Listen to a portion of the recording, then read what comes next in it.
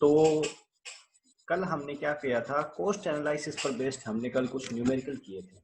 ठीक है, cost analysis based numerical करना सीखा था, किस तरीके से न्यूमेरिकल करते हैं। फिर बच्चों ने कहा सर मॉडल क्वेश्चन दो कोई, तो जो लोग यूट्यूब पे देख रहे हैं उनके लिए ये मॉडल क्वेश्चन है, एक ये क्वेश्चन है और एक ये क्वेश्चन है। ये दो क्वेश्चन मैंने कल करने दिए थे। जो लोग यूट्यूब से लेक्चर ले रहे हैं उन लोगों को ये दो क्वेश्चन यहाँ पे मिल गए। यूट्यूब वालों को करना क्या है, आप लोगों को ये करना है, वीडियो को यही रोकना है, इन दोनों क्वेश्चंस को मैंने अच्छे से दिखा दिए, इन दोनों क्वेश्चंस को प्रैक्टिस करना है। प्रैक्टिस करने के बाद में आप इस सेशन पे दोबारा लौट के आना और फिर आपको इसमें जो भी डाउट्स होंगे वो सारे क्लियर हो जाएंगे। उससे पहले एक और चीज ऐड करना चाहूंगा कि कल एडिटिंग में एक और इशू हो गया था। वो इशू क्या हो गया, डेप्रिसिएशन का जो फॉर्मूला था वो फॉर्मूला थोड़ा सा गलत लिखा गया और अनफॉर्चुनेटली एक जगह गलत हो गया, फिर वहां से सारी जगह पे कॉपी पेस्टेड हुआ, तो उस चक्कर में सारी जगह पे उसमें वो गलती मिल गई। अब वो गलती क्या है मैं वो आपको बता देता हूँ। डेप्रिसिएशन के फॉर्मूला में, डेप्रिसिएशन के फॉर्मूला की बात करेंगे, यहाँ पे क्या बोल दिया गया, depreciation is equal to C minus S बटा एल इंटू एच। यानी ये जो इंटू एच है वो आपको देखने में अभी लग रहा है कि वो इन सबके मल्टीप्लीकेशन में, जबकि वो ऐसा नहीं है। ये फॉर्मूला इस तरीके से लिखा जाएगा, depreciation is equal to C minus S जो कि ब्रैकेट में रहेगा अपॉन एल इंटू एच। ये फॉर्मूला आपका रहेगा। तो इस चीज को आप हर जगह पे करेक्ट कर लेना। ये दिखने में यूं ही लग रहा है कि जो आवर्स है वो इन सबके मल्टीप्लीकेशन है, जबकि ऐसा नहीं है। ये थोड़ा सा टाइपिंग मिस्टेक आप इसे मान सकते हो। और फिर ये फॉर्मूला सारी जगह से यहीं से उठा के कॉपी पेस्टेड हुआ है, तो ये एरर सारी जगह पे रह गया। ओके, जो हमने कैलकुलेशन करी थी जैसे कि बात करते हैं, फिर आप कहोगे सर फॉर्मूला गलत हो गया तो फिर वो बाकी जगह भी गलतियां आनी चाहिए। बाकी जगह गलतियां क्यों नहीं आई, क्योंकि जैसे यहाँ पे अपने बात करें तो इस जगह पे आप देखोगे तो वैल्यूज एकदम सही पुट की गई है। ठीक है, लेकिन उनको इस तरीके से नहीं लिखा गया ना, उनको एक ही लाइन में लिखा गया है। अगर उनमें भी अपने को करना पड़ता कि ये इसके बटा में लिखो तो फिर दूसरे तरीके से एडिटिंग करनी पड़ती, मतलब स्लाइड्स बनानी पड़ती, और उसमें हो सकता है गलती होने के चांसेस हो। इसलिए ये वाली जो गलती है उसको आप ध्यान में रखना, यहाँ नहीं आएगा, ये एल के साथ मल्टीप्लीकेशन में होगा, इस चीज को ध्यान रखना। आप देख सकते हो 10 into 1000 ये बटा में है। ठीक है, ओके। तो अब अपने लेक्चर पे आगे बढ़ते हैं, शुरुआत करते हैं। और ये आपको बता दिया, मॉडल क्वेश्चंस थे वो भी आपको दिखा दिए। उसके बाद में चलते हैं अब सॉल्यूशंस की तरफ, जो मॉडल क्वेश्चन दिए थे उनके सॉल्यूशंस की तरफ। तो सबसे पहला क्वेश्चन क्या था, ये क्वेश्चन था पावर टिलर से रिलेटेड। अब इस क्वेश्चन में मल्टीपल मिस्टेक्स हुई हैं। डेप्रिसिएशन ऑलमोस्ट जितने मेरे पास रिस्पॉन्स आए हैं, 5 से लेकर के 7 रिस्पॉन्स मेरे पास आए हैं और 3-4 आए पड़े हैं। तो वो जितने भी रिस्पॉन्सेज मेरे पास आए हैं उनमें मैंने देखा डेप्रिसिएशन सबने एकदम बढ़िया तरीके से सही कैलकुलेट कर लिया। फिर उसमें अगर बात करें अपने, तो जो इंटरेस्ट रेट था वो सारे लोग सही कैलकुलेट नहीं कर पाए। उसमें थोड़ी सी आधे लोगों ने सही कैलकुलेट कर लिया और आधे लोग सही कैलकुलेट नहीं कर पाए। एक छोटी सी गलती कर दी उन्होंने, दो गलतियां कर दी एक्चुअली। तीसरी बात अगर देखी जाए तो तीसरा आपके क्या था, तीसरा आपके था आपके टैक्स था, इंश्योरेंस था और हाउसिंग था। उसके अंदर ऑलमोस्ट सभी ने गलती करी है। यहाँ पे ऑलमोस्ट सभी ने गलती करी है, शायद एक भी बच्चा ऐसा नहीं होगा जिसने ये पहली बार में सही कर दिया। उसके बाद में वेरिएबल कॉस्ट में, रिपेयरिंग एंड मेंटेनेंस में भी गलतियां हुई हैं। फ्यूल कॉस्ट में गलतियां नहीं हुई इतनी, लुब्रिकेशन कॉस्ट में गलतियां हुई है। और आपके फाइनली आपके क्या बच गया, ऑपरेटर कॉस्ट, उसमें भी एक आध बच्चे ने गलती करी है। तो आप लोगों के जो भी रिस्पॉन्सेज मेरे पास आए हैं, क्योंकि मिस्टेक्स कॉमन रहती है, आप लोग का लेवल जो है वो बिल्कुल एक जैसा है। ठीक है, यहाँ पे अगर मैं एक चीज ऐड करना चाहूँ तो मेरे को यूं लगता था टीचिंग प्रोफेशन में आने से पहले, मुझे लगता था कि वो इतना स्टूपिड कैसे है, एक्स वाई जेड के बारे में मैं ये मानता कि कोई भी इतना स्टूपिड कैसे हो सकता है। फिर टीचिंग प्रोफेशन में आने के बाद में एक्चुअली मुझे महसूस हुआ कि हम सभी हमारी एज में स्टूपिड ही होते हैं। मैं मेरी एज में मेरे फादर के लिए स्टूपिड ही रहूंगा। जब मैं उनकी एज में पहुंचूंगा उस टाइम मुझे पता लगेगा कि यार मैं कितना स्टूपिड था। ठीक है, वही चीज है कि मैंने जब आप लोगों को देखा तो देखने के बाद में मुझे रियलाइज हुआ कि आप स्टूपिड नहीं हो। आप लोग क्या हो, आप सीख रहे हो। ये आपकी जो ये एज है उस लेवल तक आपने वही चीजें सीखी है, इसलिए आप ये छोटी मोटी गलतियां करते हो। इस चीजों के लिए मैंने आप पे थोड़ा प्रेशर बनाया कि आप इसको पहले करके आइए, उसके बाद में मेरे पास पहुंचिए, ताकि मुझे पता लगे आप गलतियां कहाँ पे करते हो। ओके, सो शुरुआत करते हैं अपने इस क्वेश्चन को सॉल्व करने से। होपफुली सबके पास ये क्वेश्चन होगा। आप इस क्वेश्चन को लिख रखा होगा आपने अपनी नोटबुक पे, इसलिए इस क्वेश्चन पे नहीं चलते, मैं व्हाइट पेज पे चलता हूँ और वहां से शुरुआत करते हैं अपने। ओके, इस क्वेश्चन को सॉल्व कैसे करेंगे उसके बारे में सबसे पहले बात करेंगे। सबसे पहले किस चीज को कैलकुलेट करना है हमें, सबसे पहले करना है फिक्स कॉस्ट को कैलकुलेट हमें। अगर मैं बात करूंगा फिक्स कॉस्ट को कैलकुलेट करने की, तो फिक्स कॉस्ट में कितनी चीजें होती है? 3 चीजें होती है। कौन कौन सी? एक होता है डेप्रिसिएशन, एक होता है आपके क्या, इंटरेस्ट ऑन इन्वेस्टमेंट, और तीसरा आपके रहता है इसमें टैक्स आ जाता है, इंश्योरेंस आ जाता है, और आपकी क्या आ जाती है, हाउसिंग चार्जेस जो भी होते हैं वो आ जाते हैं, इंश्योरेंस और हाउसिंग चार्जेस, ये सारी चीजें इसमें आ जाती है। अब आपको ये सारे अलग अलग कैलकुलेट करने होते हैं। डेप्रिसिएशन का फॉर्मूला आप सबको पता है, अभी हमने देखा भी था। तो उस फॉर्मूला, अब मैं ज्यादा फॉर्मूला नहीं लिखूंगा यहाँ पे, या फिर चलो मैं लिख देता हूँ फॉर्मूला। फॉर्मूला क्या रह जाएगा डेप्रिसिएशन का? डेप्रिसिएशन का फॉर्मूला होगा C minus S bracket enclose by L into H. यहाँ अगर बात करेंगे C का मतलब क्या होगा? C का मतलब यहाँ पे होगा इनिशियल कॉस्ट। पावर टिलर के लिए क्वेश्चन था, पावर टिलर के लिए जो क्वेश्चन था उसकी इनिशियल कॉस्ट कितनी दी हुई थी? 1,50,000 रुपए उसकी इनिशियल कॉस्ट दी हुई थी। उसके बाद में सेल्वेज वैल्यू के बारे में जनरली मैंने आपको पढ़ाया, उस टाइम मैंने आपको क्या बताया कि सेल्वेज वैल्यू अपने कितनी मानते हैं? 10% मानते हैं जनरली। लेकिन इस क्वेश्चन ने हमें अपने आप से डाटा दिया कि आप सेल्वेज वैल्यू को कितना मानोगे? 10% मानोगे। डेप्रिसिएशन में गलती क्यों नहीं हुई सभी स्टूडेंट से? क्योंकि जो चीजें हमने मानी थी ट्रैक्टर के केस में, या जो क्वेश्चन हमने पढ़ा था उस केस में, जो चीज हमने मानी थी, जो एज्यूम की थी, और जो चीज यहाँ पे दी है, दोनों वैल्यू सेम है, इसलिए गलती नहीं हुई यहाँ पे। सबने सेल्वेज वैल्यू को 10% मान लिया 1.5 लाख का, तो 1.5 लाख का 10% कितना हो गया? एक जीरो हटा देंगे, ये हो गया आपके 15,000 रुपए। ठीक है, सबने क्या किया, इसमें से इसको घटाया, घटाने के बाद में मल्टीप्लाई करके और भाग दे करके सारा आंसर निकाल दिया। जब आप करोगे तो ये क्या आ जाएगा? 1,35,000 डिवाइड बाय एल की वैल्यू, लाइफ की बात करें अगर, तो पावर टिलर की लाइफ हमें दी हुई थी 10 साल, जिसे साल में लिखना होता है, ईयर में लिखना होता है, तो 10। और यूजफुल लाइफ की बात करें तो वो हमें दिए गए थे 500 आवर्स, 500 घंटे। ठीक है, तो 500 घंटे हमें यहाँ पे मिल गए। हमने कैलकुलेटर की सहायता से कैलकुलेट किया, तो फाइनली हमारे पास जो आंसर आया वो आंसर था 27 रुपए। ठीक है, 27 रुपए प्रति घंटा, 27 रुपए प्रति घंटा, ये हमारे पास क्या है? डेप्रिसिएशन वैल्यू आ गई। किस चीज की? आपके पावर टिलर की। उसके बाद में हम पढ़ते हैं सेकंड चीज की तरफ, जो कि क्या थी? सेकंड चीज आपके था इंटरेस्ट ऑन इन्वेस्टमेंट। तो इसका फॉर्मूला सारे लोग जानते हैं, इसका फॉर्मूला क्या था? ए इंटू आई बाय 100 इंटू एच। अब यहाँ पे बात करें तो ए क्या था? ए था एवरेज परचेज प्राइस, आई क्या था? इंटरेस्ट रेट, एच क्या था? Useful hours.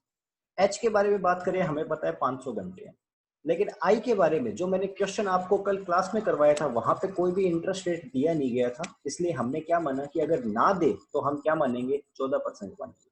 लेकिन इस क्वेश्चन में तो इंटरेस्ट रेट दिया गया था, और वो इंटरेस्ट रेट कितना था? 10% था। 10% था ना, 10% था। तो इंटरेस्ट रेट इस क्वेश्चन में ऑलरेडी हमें दे दिया गया था, जो 10% था। आवर्स की वैल्यू हमारे पास थी, जो कितनी थी? 500 घंटे थी। 100 कांस्टेंट वैल्यू है, इसलिए उसके चक्कर में उलझेंगे नहीं। अब आपका क्या बच गया? आपकी बच गई एवरेज कॉस्ट की वैल्यू कितनी रहेगी। तो उसका एवरेज कॉस्ट का फॉर्मूला सारे लोगों को पता है, A is equal to C plus S by 2। अब गलती क्या हुई? गलती ये हुई कि अधिकांश स्टूडेंट ने, यानी 50% स्टूडेंट ने, ये जो आई था, इस आई को 10% ना लिख करके 14% लिख दिया। तो नकल में भी अकल की आवश्यकता होती है, इस चीज को ध्यान रखो। आई की वैल्यू 14% नहीं होगी, 10% होगी। 10% क्यों होगी? क्योंकि इस वाले पर्टिकुलर क्वेश्चन ने हमें वैल्यू दी है। ठीक है, जो हमने क्लास में किया था उस क्वेश्चन में वैल्यू दी नहीं गई थी, इसलिए हमने 14% मान लिया। इसमें वैल्यू दे दी, तो जो दे दिया वो तो हमें मानना ही पड़ेगा। ठीक है, यहाँ पे अगर बात करेंगे तो C प्लस एस जो है उसको ब्रैकेट में लिखना जरूरी है। अब ब्रैकेट में ना लिखने का नुकसान क्या होगा? ब्रैकेट में लिखने का नुकसान ये होगा कि आप सबको पता है बोर्ड मास का रूल। ठीक है, बोर्ड मास क्या कहता है? पहले ब्रैकेट सोल्व करो, फिर ऑफ सोल्व करो, फिर डिवाइड सोल्व करो, फिर मल्टीप्लीकेशन, उसके बाद में एडिशन और फिर सब्सट्रैक्ट। ठीक है, तो यहाँ पे अगर आपने ब्रैकेट नहीं लिखा तो आप क्या करोगे? सी की वैल्यू सबको पता है, वही 1.5 लाख रुपए। ठीक है, इसकी एस की वैल्यू सबको पता है कितनी होगी? 15,000 रुपए बाई 2। अगर तो आपने ब्रैकेट नहीं लगाया तो बोर्ड मास का रूल खुद ही कहेगा पहले डिवीजन करो, उसके बाद में आप बाकी चीजें करो। ठीक है, तो आपने क्या किया? एक स्टूडेंट ने अब यहाँ पे मैथमेटिकल कैलकुलेशन में गड़बड़ कर दी, 15,000 को 2 से भाग दे दिया, आंसर उसका आधा आया, 7,500 आया। 7,500 को 1,50,000 में जोड़ दिया और क्या बना दिया एवरेज कॉस्ट को? 1,57,000। तो अभी तक कितनी गलतियां मिली? 2 गलतियां मिली। कुछ स्टूडेंट ने इंटरेस्ट वैल्यू जो थी उसको ये नहीं देखा क्वेश्चन ने कितनी दे रखी है, उन्होंने ये देखा कि लास्ट क्वेश्चन में यहाँ आई की वैल्यू कितनी लिखी गई थी। ठीक है, तो एक गलती। सेकंड गलती, यहाँ पे मैंने आपको अवगत करवा दिया, इसलिए आप क्या करोगे, इसे ब्रैकेट में ही लिखने की आदत डालोगे। ब्रैकेट में लिखने की आदत डालोगे तो क्या होगा, आपका क्वेश्चन गलत नहीं होगा। पहले आप दोनों को जोड़ोगे, दोनों को जोड़ने के बाद में 2 से भाग दे दोगे, सारी वैल्यूज आप कैलकुलेटर की सहायता से कर लोगे, ये आपके पास आंसर आ जाएगा 82,500 रुपए।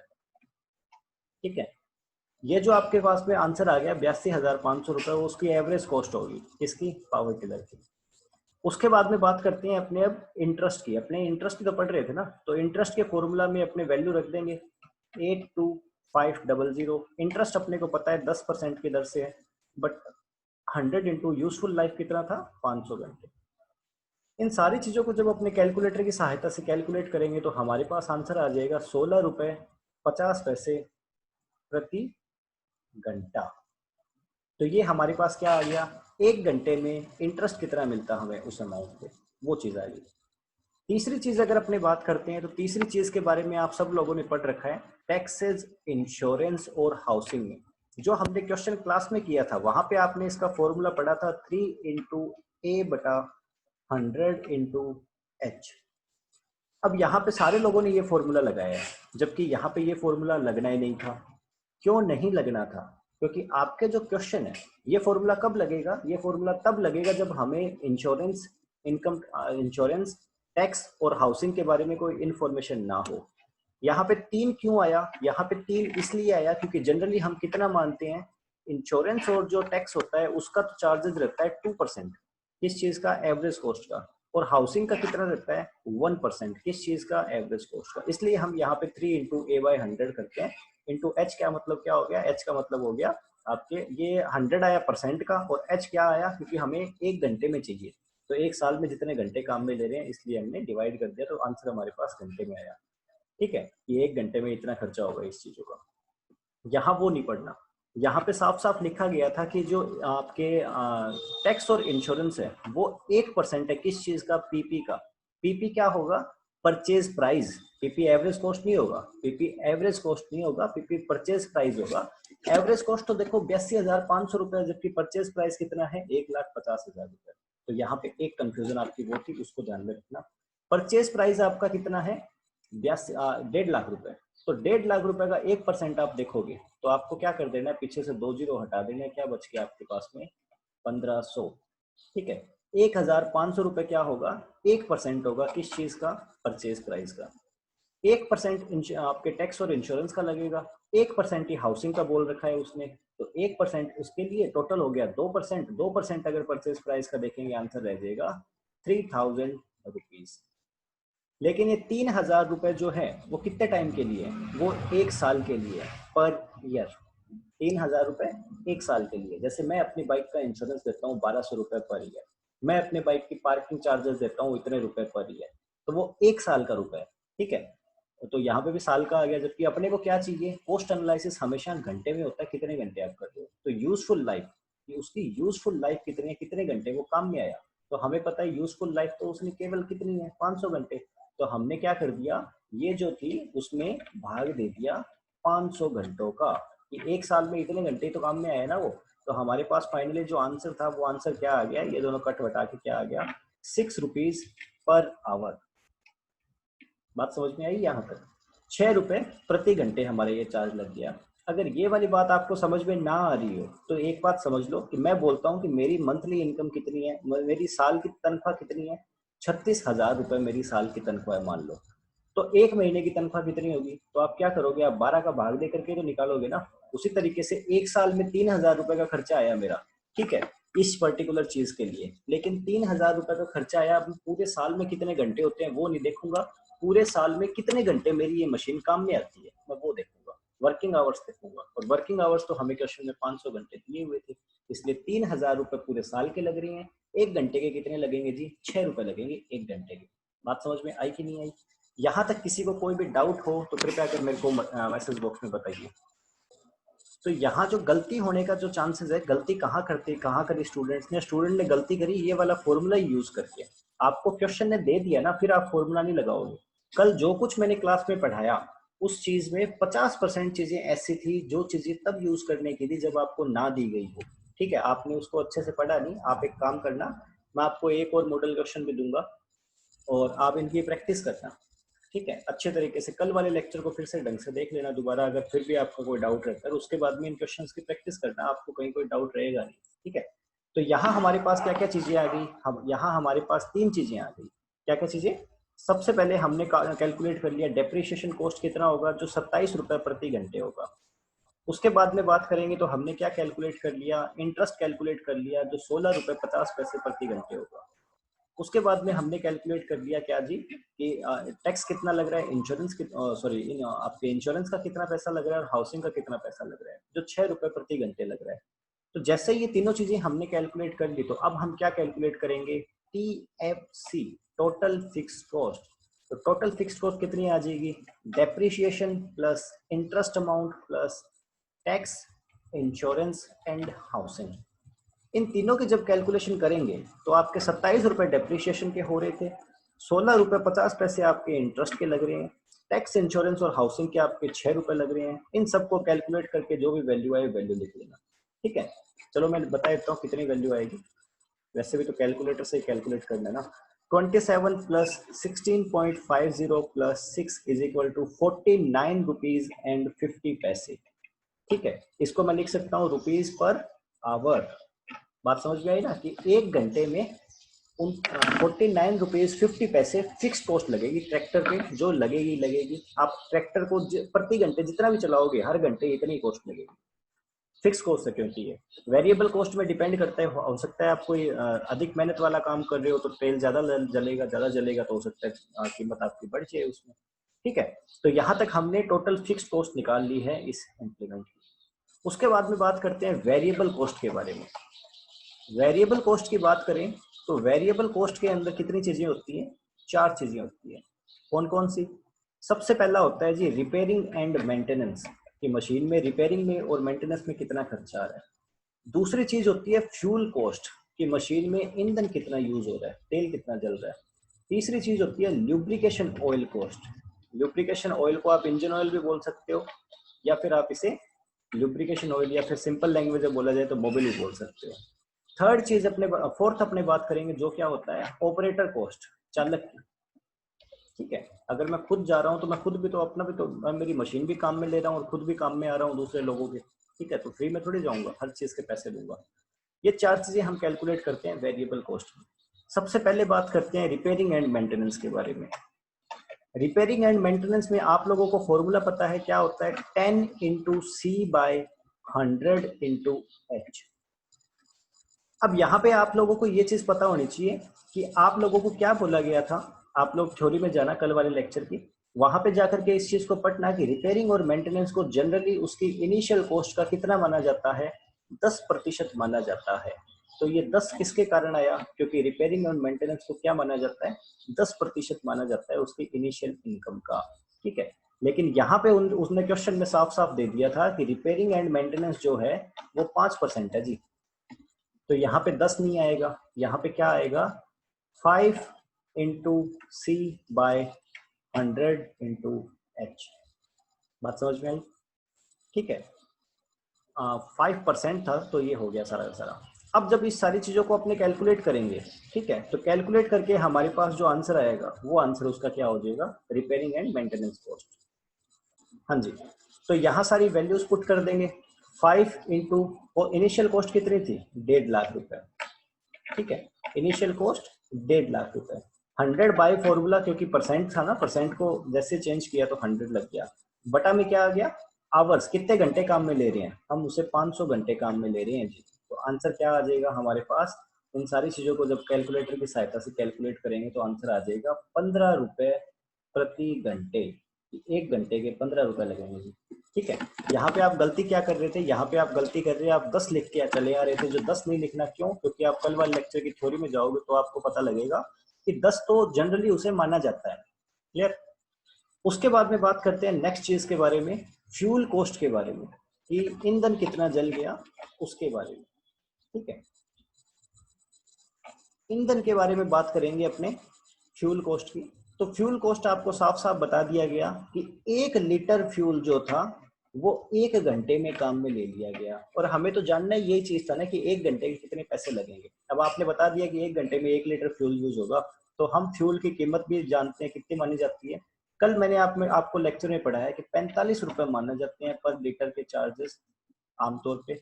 लेकिन अगर क्वेश्चन में दिया गया हो तो आप 45 नहीं मानोगे, फिर क्वेश्चन में जितना दिया गया होगा आप उतना ही मानोगे। इस क्वेश्चन में साफ साफ दिया गया था कि 1 लीटर तेल जो है वो 50 रुपए का है, तो इसको मल्टीप्लाई कर देंगे।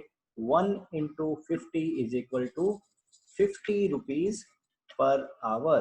1 घंटे में तेल का कितना पैसा लगेगा? 50 रुपए लगेंगे। ठीक है, तो फ्यूल कॉस्ट हमारी बड़ी इजीली आ गई यहाँ पे 50 रुपए प्रति घंटे। उसके बाद में जो अगला पॉइंट जो क्या था आपके ल्यूब्रिकेशन की, ल्यूब्रिकेशन की कितनी कॉस्ट लगेगी, ये सबने गलत किया। कैसे गलत किया? ल्यूब्रिकेशन ऑयल आपने मान लिया 30/100 इंटू फ्यूल कॉस्ट। ठीक है, ये आपने कहाँ से उठा लिया? कल वाली क्लास से उठा लिया। लेकिन यहाँ पे आपको एक चीज और समझने की जरूरत है कि इसने आपको बताया हुआ है।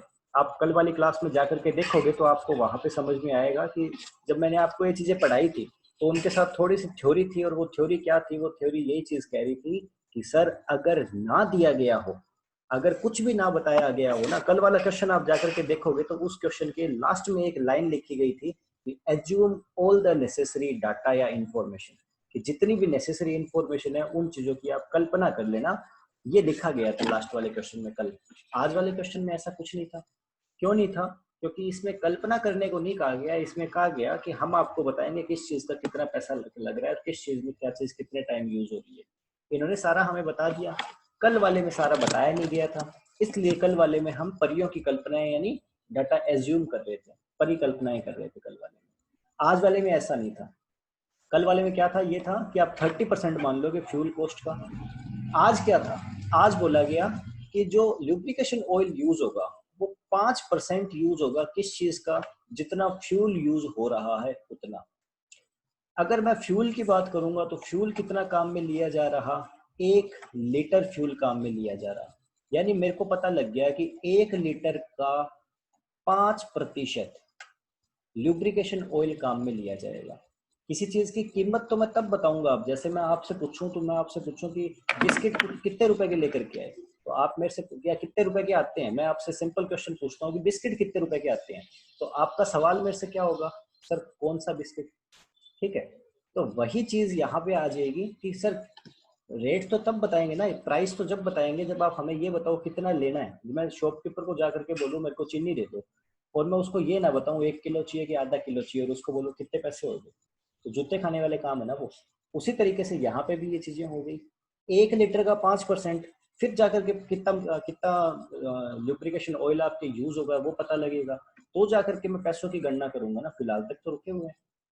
यहाँ पे एक चिंता रहती है कि यार बाकी तो कोई दिक्कत वाली बात नहीं, 1.5 लाख का 10% निकालना है, 1 जीरो हटा दिया। 1.5 लाख का 1% निकालना है, 2 जीरो हटा दिया, कोई दिक्कत नहीं, बातें समझ में आ गई।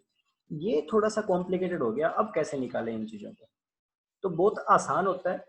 अलग से बता देता हूँ। जैसे बोर्ड मास बहुत इंपॉर्टेंट रूल है, वैसे ये वाला रूल मैथमेटिक्स में बहुत इंपॉर्टेंट है, और मेरा बड़ा साथ दिया है इस रूल ने। इवन मेरे जॉब लगने में भी इस रूल ने बड़ा साथ दिया है। आपको पता होगा कि बैंक के एग्जाम में प्री एग्जाम देना पड़ता है जिसमें मैथमेटिक्स भी आती है, तो इवन उस एग्जाम में इस वाले फॉर्मूला ने और बोर्ड मास वाले फॉर्मूला ने मेरा बड़ा साथ दिया।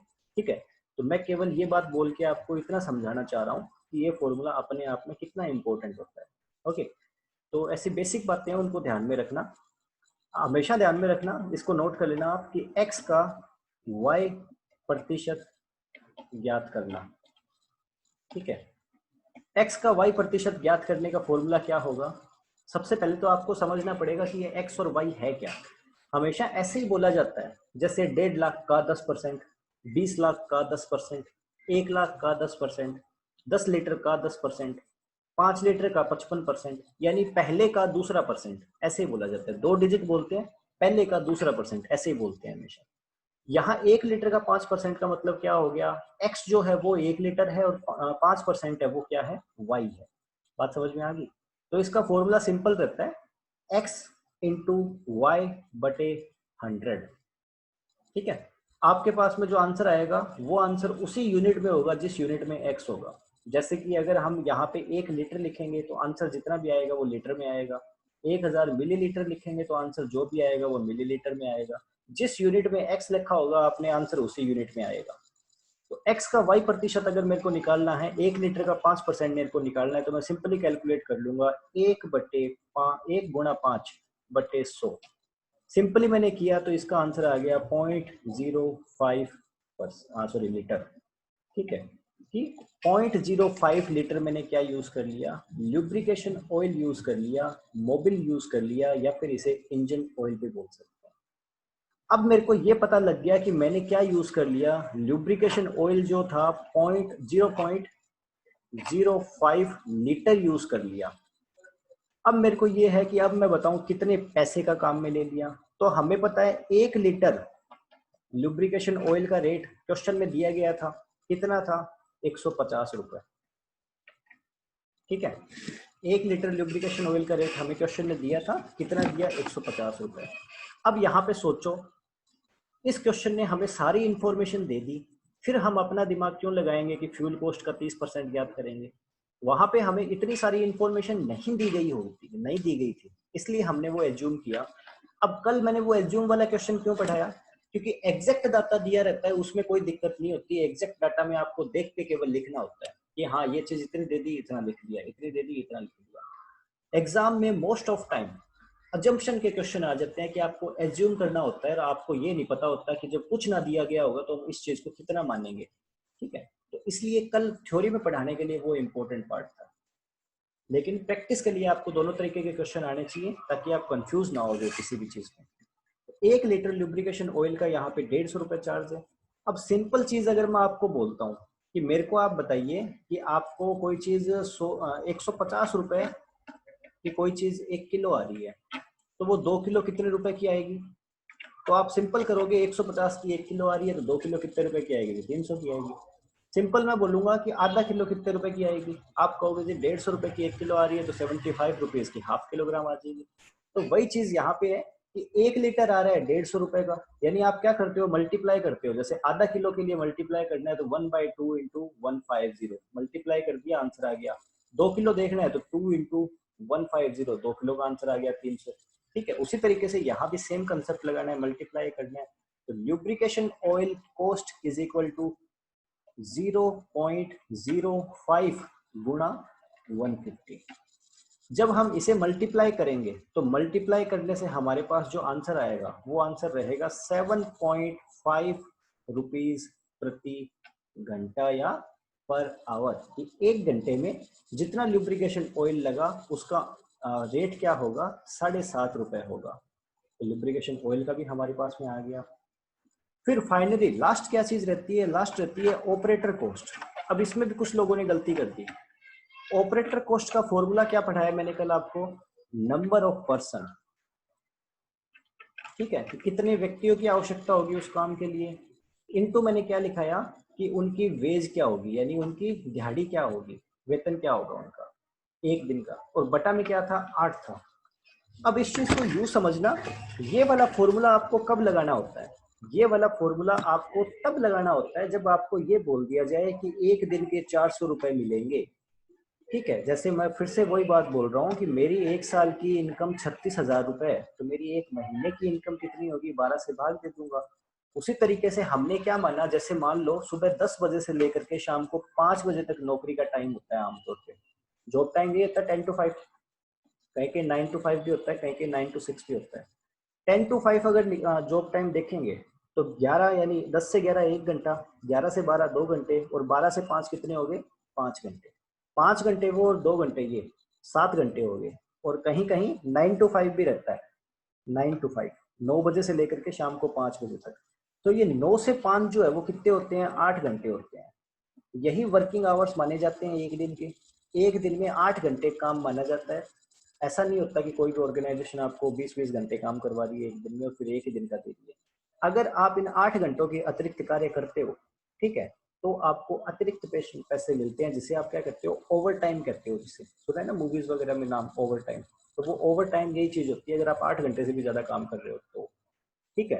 या फिर आपको नौकरी की ज्वाइन करने से पहले ही बता देते हैं जी 8 घंटे की शिफ्ट है, जी 10 घंटे की शिफ्ट है, या 12 घंटे की शिफ्ट है, या 5 घंटे की शिफ्ट है, या 6 घंटे की शिफ्ट है। जो आपको बताया गया उसके अतिरिक्त आप करोगे तो आपको ओवर टाइम मिलेगा। अब हम निकल आते हैं उन सारी चीजों से और यहाँ पे पहुंच जाते हैं। अगर मेरे को कोई बंदा बोलता है कि 400 रुपए दे रहा हूँ मेरे खेत में चल के काम करो, तो मैं क्या सोचूंगा, दिमाग क्या लगाऊंगा कि ये 400 दे रहा है तो 1 घंटे का कितना होगा। तो मैं ऐसा थोड़ी देखूंगा कि एक दिन 24 घंटे का होता है, मैं 24 से भाग करके देखूं मैंने 1 घंटे में कितना कमाया। मैं ये देखूंगा कि मैंने 400 जो है उसमें वर्किंग आवर्स कितने होते हैं, एक दिन के 8 होते हैं, तो 400 में मैं 8 का भाग देके देखूंगा मैंने एक दिन में कितना कमाया। तो ये फॉर्मूला उस टाइम काम में आएगा जब आपको ये ना बताया गया हो कि आपने 1 घंटे में कितना कमाया, आपको ये बताया गया हो जब आपने पूरे दिन में कितना कमाया। ठीक है। सेकंड चीज, कल वाले फॉर्मूला में यहाँ पे वेज हमने मानी थी 240 रुपए। वो 240 क्यों मानी, क्योंकि हमें कोई डाटा नहीं दिया गया था। सेम, अगर हमें डाटा दिया गया होता और पूरे दिन का दिया गया होता तो हम यहाँ पे इसी फॉर्मूला को यूज करते। पावर टिलर को चलाने के लिए एक व्यक्ति की आवश्यकता होती, वेज जो भी हमें बताई गई होती कि एक दिन का इतने रुपए देंगे, और फिर उसे 8 से भाग दे करके हम 1 घंटे में कितने उसे कॉस्ट मिलेगी या कितनी कॉस्ट लगेगी, कितना खर्चा आएगा ऑपरेटर की कॉस्ट पे, वो निकाल लेते हैं। लेकिन इसने हमें सीधा ही बता दिया कि जी 50 रुपए प्रति घंटे लगेंगे लेबर चार्ज के। तो हम क्यों फिर चक्करों में पड़ रहे हैं, हमें तो डायरेक्ट देख लेना ना कि ये 50 रुपए प्रति घंटे लग रहे हैं। तो यहाँ से आपका सिंपली क्लियर हो जाएगा। कुछ बच्चों ने ये फॉर्मूले में उलझे और उलझ के उन्होंने खराब कर लिया काम। अब फाइनली हमारे पास क्या क्या चीजें आ गई, टोटल वेरिएबल कॉस्ट यानी टीवीसी में हमने क्या क्या चीजें जोड़ ली, रिपेयरिंग एंड मेंटेनेंस हमने जोड़ दिया इसमें, उसके अलावा हमने इसमें फ्यूल कॉस्ट जोड़ लिया, फिर हमने इसमें ल्यूब्रिकेशन ऑयल कॉस्ट जोड़ लिया, और फाइनली हमने इसमें ऑपरेटर कॉस्ट जोड़ दिया। अगर बात करूं आपके किस चीज़ की, रिपेयरिंग एंड मेंटेनेंस कॉस्ट, तो वो 15 रुपये आई थी। अगर बात करूं फ्यूल कॉस्ट के बारे में तो वो 50 रुपये आई थी। अगर ये बात करूं लिब्रिकेशन ऑयल कॉस्ट तो वो 7 रुपये और 50 पैसे आई थी। अगर बात करूं ऑपरेटर कॉस्ट तो वो आपके 50 रुपये आई थी। इन सबको जब अपने टोटल करेंगे तो टोटल इनका कितना आ जाएगा, वो आ जाएगा 122 रुपये 50 पैसे, जो किसका चार्ज होगा, रुपए प्रति घंटे, कि 1 घंटे में ये पर्टिकुलर काम करने के लिए इस पावर टिलर को 122 रुपये और 50 पैसे लग रहे हैं। अब अगर फिर से आगे आएंगे तो हमसे क्वेश्चन में पूछा गया था कि टोटल कॉस्ट कितनी लगेगी, टोटल कॉस्ट कितनी लगेगी। तो total cost is equal to क्या रहता है, total fixed cost plus total variable cost. तो टोटल फिक्स्ड कॉस्ट कितनी आई थी, ये आई थी 49 रुपीज एंड 50 पैसे। टोटल वेरिएबल कॉस्ट की अगर बात करेंगे तो वो अभी अभी हमने कैलकुलेट किया है 122 रुपये और 50 पैसे। इन दोनों को जब टोटल निकालेंगे तो वो इन दोनों का टोटल कितना रह जाएगा आपका, इन दोनों का टोटल आपका रह जाएगा 172 रुपीज प्रति घंटे, कि जी 172 रुपए लगेंगे 1 घंटे पावर टिलर को काम में लेने के लिए, आपकी फिक्स्ड कॉस्ट और वेरिएबल कॉस्ट को जोड़ने के बाद। तो मुझे बताइए ये क्वेश्चन में अब कोई आपको डाउट है या कोई भी चीज ऐसी हो जो आपको इस क्वेश्चन में अभी भी समझ में ना आई हो, अगर समझ में आ गया हो तो वो भी बताइए। ठीक है, फिर ये आपका हो गया पहला क्वेश्चन, आपको समझ में आ गया होगा होपफुली। इस क्वेश्चन से आपने क्या चीज सीखी, इस क्वेश्चन से आपने ये चीज सीखी कि मेथड आपका सेम ही रहेगा, ठीक है, लेकिन आपके चेंजेस कब हो जाएंगे, जब क्वेश्चन में हमें क्या क्या चीजें दे रखी है वो हमें पता हो। अगर क्वेश्चन में हमें चीजें ना दे रखी हो देन इट्स ओके, लेकिन क्वेश्चन में अगर हमें चीजें दे रखी है तो फिर हम अपना दिमाग नहीं लगाएंगे, जैसा क्वेश्चन कहता चला जाएगा हम वैसा कुछ करते चले जाएंगे। इसमें देखो आपके सामने सारी डिटेल्स इसमें पहले से दी गई है। जबकि अगर कल वाला क्वेश्चन देखा जाए, अपने चलते हैं कल वाले क्वेश्चन पे, तो इसमें आप देखोगे तो साफ साफ बोला गया था assume all other necessary data, कि जो भी आवश्यक डाटा है उसकी आप परिकल्पना कर लीजिए। इसलिए हमने क्या मान लिया था, 14% इंटरेस्ट रेट मान लिया, 45 रुपए फ्यूल कॉस्ट मान ली, 240 रुपए लेबर कॉस्ट मान ली, ठीक है, तो ये सारी चीजें मान ली। अब मैंने आपको ये डाटा एज्यूम करने को बोला है, हो सकता है कि किसी दूसरे टीचर ने किसी दूसरे कॉलेज में किसी दूसरी बुक से पढ़ करके वहां पे 45 की जगह 50 रुपए फ्यूल कॉस्ट बता दी हो, तो आपके आंसर में थोड़ी सी भिन्नता आ जाएगी। लेकिन आप सारे लोग यही चीजें मानना, क्योंकि मैंने ये ऑथेंटिक सोर्स से आपको चीजें देख के बताई है। ओके। सो यहाँ आपका होपफुली एक टाइप का क्वेश्चन खत्म होता है। सेकंड क्वेश्चन के बारे में बात करते हैं। सेकंड मॉडल क्वेश्चन जो था, ये क्वेश्चन बहुत ही छोटा और बहुत ही आसान क्वेश्चन था। इसमें क्या बोला गया था, ये कई स्टूडेंट ऐसे थे,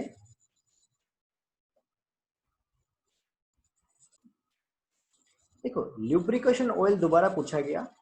ल्यूब्रिकेशन ऑयल में चलते हैं। सबसे पहले तो अपने कहा था ल्यूब्रिकेशन ऑयल, यहां था ल्यूब्रिकेशन ऑयल। अब इस चीज को समझना, देखो क्या बोला गया कि ल्यूब्रिकेशन ऑयल जो है, वो क्वेश्चन ने हमें बोला कि जी 5% लगेगा किस चीज का, फ्यूल का। एक घंटे में फ्यूल कितना यूज हो रहा है, एक घंटे में फ्यूल यूज हो रहा है 1 लीटर। तो 1 लीटर को अगर मैं 1 लीटर बोलूंगा एक बार में, तो थोड़ी सी हो सकता है आपको फिर से कंफ्यूजन क्रिएट होगी। 1 लीटर को मैं बोल देता हूँ 1000 मिलीलीटर, यानी 1000 ml। ठीक है, 1000 मिलीलीटर यूज हो रहा है 1 घंटे में। तो 1000 का 5% कितना हो गया, 1000 का अगर मैं 10% देखूंगा तो वो 100 हो गया, और 10% का आधा यानी 5% तो वो 50 ml हो गया। तो 50 मिलीलीटर मेरा क्या यूज हो रहा है, लुब्रिकेशन ऑयल यूज हो रहा है। 1000 ml का रेट होगा कितना आपके 150 रुपए। तो 50 ml का रेट कितना हो जाएगा आपके, उससे मल्टीप्लाई करके आप निकाल लोगे। ठीक है ना, जो भी आपके पास आंसर आएगा वो प्रति ml होगा। ओके, इस तरीके से ये होगा। तो फिर भी अगर आपको इसमें कोई डाउट रहता है देन आप मेरे को पर्सनली कांटेक्ट कर लेना, मैं आपको पर्सनली इसको डिटेल में समझा दूंगा। ठीक है, फॉर्मूला में आपको ये बोल दिया गया था, क्यों, क्योंकि आपको कुछ भी चीज़ बताई नहीं गई थी इसके बारे में। अगर आपको कोई भी चीज़ बताई गई होगी तो आपको ये नहीं बोला जाएगा। ओके, नेक्स्ट देखिए।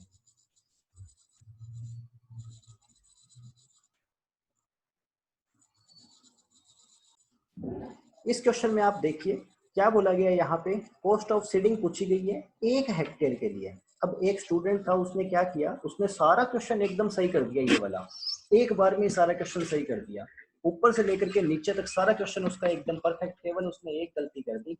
कल वाले क्वेश्चन में क्या किया गया, 2 हेक्टेयर के लिए पूछा गया, तो उसके माइंड में कहीं रह गया कि इसमें भी 2 से गुणा करना है, और उसमें लास्ट में आकर के 2 से गुणा कर दिया। तो वो एक लास्ट के स्टेप को छोड़ करके ऊपर का सारा उसका एकदम परफेक्टली ओके था। तो सबसे पहले तो आपको इस चीज का ध्यान रखना पड़ेगा कि कितने हेक्टेयर की बात हो रही है भाई। इसने 1 हेक्टेयर के लिए पूछा है। देखते हैं क्या पूछा गया। कॉस्ट ऑफ सीडिंग पूछी कि 1 हेक्टेयर को बिजाई करनी है 1 हेक्टेयर की, तो उसमें कितना पैसा लगेगा। ठीक है भाई साहब, पैसा तो हम बता देंगे, आप हमें ये तो बताइए कि आप चीजें क्या क्या काम में ले रहे हो। तो इन्होंने बोल दिया मैं एक सीड ड्रिल मशीन काम में ले रहा हूँ, जिसका साइज कितना है 5x22 सेंटीमीटर।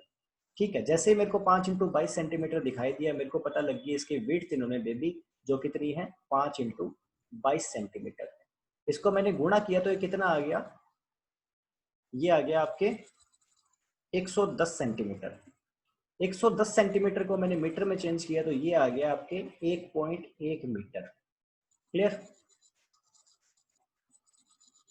उसके बाद में बात करते हैं, यहां मैंने यहीं तक पहुंचा, मैंने इतने डिटेल्स इससे नोट कर ली। सेकंड क्या बोला है इसने, स्पीड की बात कर ली बुलक की। तो जैसे ही इसने विड्थ और स्पीड दोनों ही चीजें मेरे को दे दी, जैसे ही इसने दोनों चीजें मेरे को दे दी, तो मेरे दिमाग में आ गया फील्ड कैपेसिटी मैं आराम से निकाल सकता हूँ। क्योंकि फील्ड कैपेसिटी का फॉर्मूला क्या था, फील्ड कैपेसिटी कहता विड्थ इंटू स्पीड, या फिर speed into width divide by 10।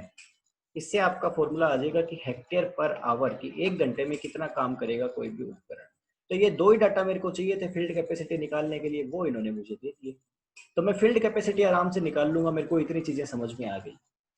अगर ये मेरे को इनिशियल कॉस्ट देते और चीजें देते तो मैं डेप्रिसिएशन और उन चीजों के बारे में सोचता। अभी इन्होंने मेरे को ऐसी कोई चीजें दी ही नहीं जिससे मैं डेप्रिसिएशन या फिर बाकी चीजें कैलकुलेट कर सकूं, तो मैं सोच भी नहीं रहा हूं उनके बारे में। फिर इन्होंने क्या कहा कि आप क्या कर रहे हो, बैलों को किराए पे ले रहे हो, हायर चार्जेस। हायर का मतलब था किराए पे लेना। तो बैलों के पैसे तो लग रहे हैं जी 150 रुपए एक दिन के, और आप बिजाई मशीन भी किराए पे ले रहे हो, सीड ड्रिल भी किराए पे ले रहे हो, उसके पैसे लग रहे हैं 100 रुपए एक दिन के। टोटल कितने हो गए, 250 रुपीज आपको किराए के देने पड़ रहे हैं एक दिन के।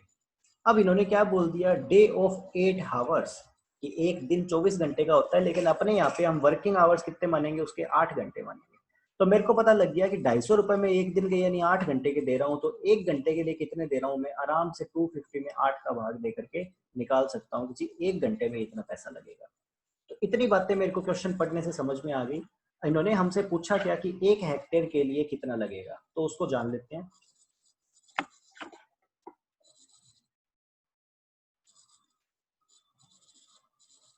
सेकंड क्वेश्चन में देखते हैं क्या था, हमें क्या क्या चीजें दी गई। सबसे पहले अगर अपने देखते हैं तो हमें दिया गया क्या, उसका विड्थ दिया गया, जो हमें क्या किस में दिया गया, सेंटीमीटर में दिया गया, 5 इंटू 22 सेंटीमीटर। तो इसने हमें कैलकुलेट किया तो हमारे पास आ गया 110 सेंटीमीटर टोटल चौड़ाई। मीटर में कन्वर्ट किया 1.1 मीटर बन गया, क्योंकि 100 सेंटीमीटर में 1 मीटर होता है। स्पीड के बारे में बात करेंगे, हमें दे दिया 3 किलोमीटर पर आवर, तो किलोमीटर पर आवर में हमें चाहिए होती है, हमने निकाल लिया फील्ड कैपेसिटी। फॉर्मूला क्या था, S इंटू W/10। स्पीड मैंने लिख दी 3 किलोमीटर पर आवर, इसी में लिखनी होती है। विड्थ मैंने लिख दी 3 इंटू 1.1/10। मल्टीप्लाई करके आंसर निकाला अगर मैंने इसका, तो आंसर मेरे पास क्या आया, 3 इंटू 1.1 डिवाइड बाई 100। तो आंसर मेरे पास आया, सॉरी डिवाइड बाई 10, तो आंसर आया 0.33 हेक्टेयर पर आवर। अब यूनिट्स में बहुत इंपॉर्टेंट होती है, यूनिट का रोल आपको समझ में आएगा यहाँ पे कि एक घंटे में 0.33 हेक्टेयर एरिया बिजाई कर दी जा रही है, किसके द्वारा, बैलों के द्वारा। अब मेरे को क्या बोला गया था, मेरे को बोला गया कि 1 हेक्टेयर के लिए कितने पैसे देने पड़ेंगे, ये बताइए आप। तो मेरे को ये तो पता होना चाहिए ना, कि मेरे को ये तो पता है 1 घंटे के लिए कितने पैसे देंगे। वो कैसे पता लगा, वो ऐसे पता लगा, मैंने क्या कर दिया, मैंने कर दिया कि higher charges of bullock plus higher charges of seedling machine, जो कितने हो गए, 250 रुपीज हो गए। ये एक दिन का था। अब मैंने जैसे ही इसमें 8 को डिवाइड किया, मेरे पास क्या आ गया, इनके 1 घंटे के कितने हायर चार्जेस लगेंगे वो आ गया, जो कि आपका कितना था, 31.25 रुपीज पर आवर। 1 घंटे के जी कितने पैसे लगेंगे। अगर आप ये दोनों चीजें हमसे किराए पे लेकर के जाते हो तो 1 घंटे के इतने पैसे लगेंगे, हमें पता लग गया। अब हमें ये तो पता है कि 1 घंटे के कितने लगेंगे, लेकिन हमें अभी तक ये चीज नहीं पता कि कि कितने घंटे लगेंगे हमें 1 हेक्टेयर में। तो इसको ज्ञात करना बहुत आसान है। कैसे ज्ञात करेंगे, 1 हेक्टेयर के लिए क्या लगेगा, 1 by field capacity. Field capacity आपकी कितनी आई, 1/0.33। तो आप इसे जब मल्टीप्लाई करेंगे तो आपके पास में आंसर क्या रह जाएगा, 0.33 को आपने किया तो आपके पास रह गया 3.03 आवर्स पर हेक्टेयर। 1 हेक्टेयर में 3.03 घंटे लगेंगे। अब मेरे को पता 1 घंटे के पैसे कितने मांग रहे थे वो, 1 घंटे के पैसे उन्होंने मेरे से मांगे 31 रुपए और 25 पैसे, 31 रुपए 25 पैसे। तो मैं कह दूंगा 3 घंटे 3 मिनट के कितने, या 3.03 आवर्स के कितने मांगोगे, तो सिंपली इसको मल्टीप्लाई कर देना है इसके साथ में, 31.25 के साथ में। जैसे ही मैंने इसको मल्टीप्लाई कर दिया, तो मल्टीप्लाई करने पे मेरे पास में आंसर क्या रह गया, 94 रुपीज एंड 69 पैसे। तो ये जो आंसर था वो मेरे पास आ गया 1 हेक्टेयर का। 1 हेक्टेयर जो आपकी लैंड थी, उसको इन दोनों चीजों की और इस किराए के साथ अगर मैं करूंगा तो मेरे को 94 रुपए और 69 पैसे देने पड़ेंगे सारे टोटल। तो यही आपका फाइनल आंसर था इसमें। ये क्वेश्चन काफी छोटा और काफी इजी क्वेश्चन था। तो मेरे को बताओ इस क्वेश्चन में कोई डाउट अगर आपका रह गया हो तो, ताकि उसको भी सॉल्व करवा दें। तो यहाँ आपका दूसरा क्वेश्चन भी खत्म हो गया जो मैंने आपको कल करने को दिया था।